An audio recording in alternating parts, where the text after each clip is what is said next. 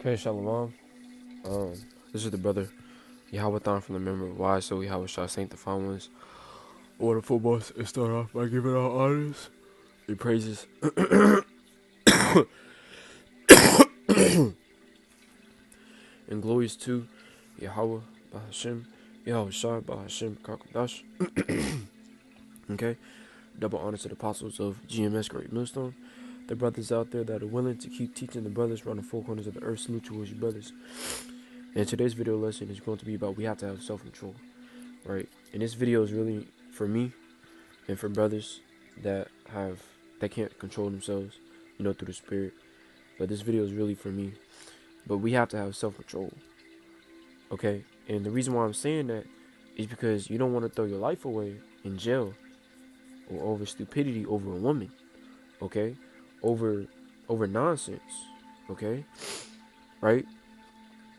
Okay? Because, woman would get you locked up, and you being stupid, being a fool, and not having self-control, not controlling your emotions, not thinking what's right and what's wrong, you want to throw your life away, but you can't do that. Okay, so this is Galatians chapter 5 and 22.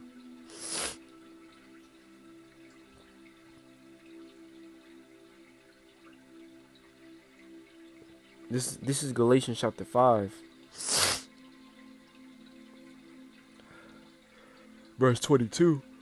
But the fruit of the Spirit is love, joy, peace, long-suffering, gentleness, goodness, faith. Okay? But the fruit of the Spirit. Okay? The fruit of the Spirit is what? Yahweh Shema Shah. The Spirit. Okay? Our spirit is made out of what? Love. Okay? When we come inside this truth, we're not supposed to be a nigga. Okay? We have to learn how to have self-control. Okay? We have to treat others with respect. Okay? We always have to be an Israelite no matter what. We just can't be an Israelite whenever the scriptures are playing. No, we have to apply these scriptures to our daily life because this is life. Life is real. Life is not a joke. Okay? You will get thrown in jail over stupid shit. Okay? You could end your life over stupid shit. Over a woman. Over money. Over anything in this world. Okay? You could end up in jail over nonsense when you could have handled that situation way more better. That's what self-control is when you are able to handle the situation better. By, okay, well, boom, boom, boom, boom, just go home for the day. Or boom, boom, boom, just don't come back. Okay? Meekness and temperance. Temperance, self-control, meekness, humbleness, man. Okay? Against such there is no law. This is First Peter's. Right? Because everybody makes mistakes. Everybody makes mistakes in life. But you have to learn from your mistakes. Now this is First Peter's chapter 1, verse 13. Wherefore gird up the loins of your mind, be sober, and hope to the end for the grace that is to be brought unto you at the revelation of Yahweh Shai. Okay, wherefore gird up the loins of your mind, man. Okay, why did Peter say gird up your loins of your mind? Because your mind is wicked. As Jeremiah sat up there and said, the heart is desperately wicked.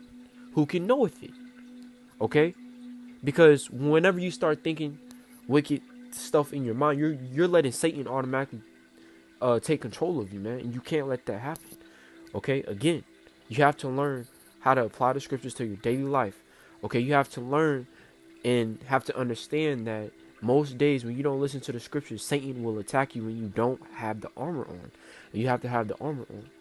In the decision and choices that I made was stupid. Okay? And I really regret that right there. I really regret that because, I'm young. Again, everybody's not made to be perfect. Everybody will go through something, but you have to learn through your mistakes. Be sober, be watchful, be careful. Watch what you say, okay? Because the tongue is powerful. So if you start thinking of a wicked thought and you just say it out loud, hey man, you're fucking done. Okay? So gird up the loins of your mind. And how do you gird up the loins, the loins of your mind? You play the scriptures. You pray towards the Lord. That's exactly why King David was praying towards the Lord 3 times a day, because King David knew that if he didn't pray or if he wasn't doing what he was doing, Satan was gonna come at him, man. This is exactly why the Lord sat up there and said that the Bible was called what? The book of life. Because why? Because it teaches you these things, okay? It teaches you how to overcome these things. It teaches you how to deal with the woman that has a baby. It teaches you how to deal with the woman that nags and complains. It teaches you how to deal with worldly people. We have to apply this to our daily lives, okay?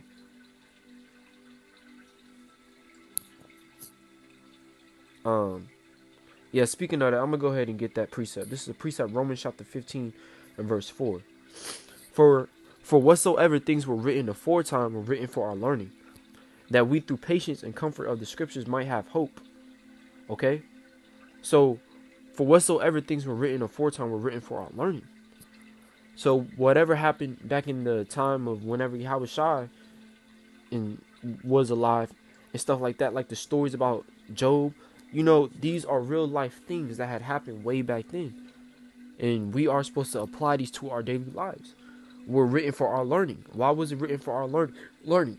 Because why? So we can learn what these men went through, what these men had to deal with the woman that has a baby, or a woman that tells you to curse the Most High and die, or Satan trying to hinder you to make you bow down towards Satan, and you know, just things. Okay, these scriptures talks about what it's like to go through hell, what it's like to suffer, what it's like to deal with situations, okay? But it's really up to you to make that call. It's really up to you to make that decision, okay? Because again, here's Proverbs, right? This is Proverbs chapter 24 and verse 16. For a just man falleth 7 times and riseth up again. Okay, you may fall. Okay, you may go through hell. Okay, you may, you know, make mistakes in life, but that don't mean that you end it all. Okay, that don't mean that you quit and give up. Okay, that don't mean that you, oh fuck, man, this and no. Every man is gonna fall 7 times, but you got to get back up and keep fighting. Okay, you got to keep on pushing, because the moment that you stop, the moment that you fall and you don't get back up, you're basically letting the Lord know that, hey, Lord, I can't do this no more. Okay, we are men, we're not boys. Boys quit. Men, they keep trying their hardest. Men will make mistakes in life, but you gotta learn from your mistakes. You gotta learn how to have self-control. You have to learn how to go to therapy. You gotta learn how to just sit back and just be at peace with yourself. Because again, Jeremiah said that the heart is desperately wicked, which is your mind. Your mind is desperately wicked. Okay, and we know these scriptures.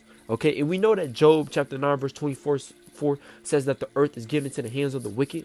We know that 1 John 5 and 19 says that we are of the Most High and the whole world lieth in wickedness.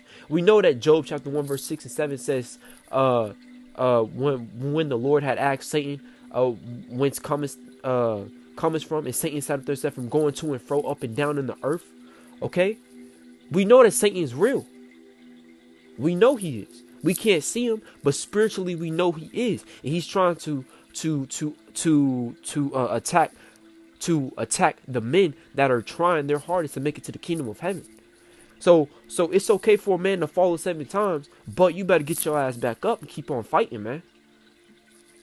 Again, everyone is not made to be perfect. Everyone is not made to be perfect. Not everyone is going to go through experience, okay? And what I mean experience, not everyone is going to wake up all happy.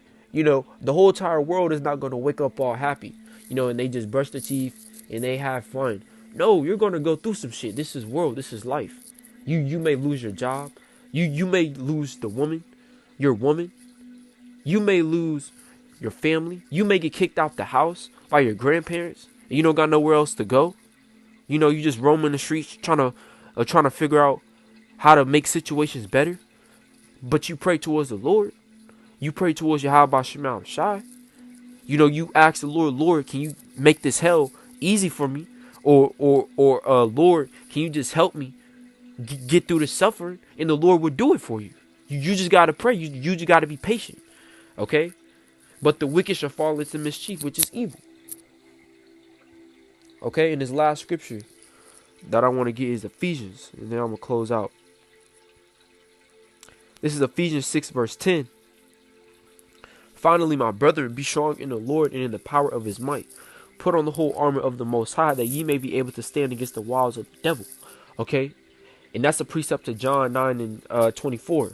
Well, yeah. This is verse 12. For we wrestle not against flesh and blood, but against principalities, against powers, against the rulers of the darkness of this world, against spiritual wickedness in high places, right? Job chapter 9 verse 24. The earth is given into the hands of the wicked. So we know this is a spiritual battle, man. You just got to keep fighting, right? Just as Timothy said, right? 2 Timothy chapter 2 verse, no. 1 Timothy or 2 Timothy chapter 4 verse 7. For I have fought a good fight, for I have kept the faith, for I have fought a good fight, for I have kept the faith, and I have finished my course.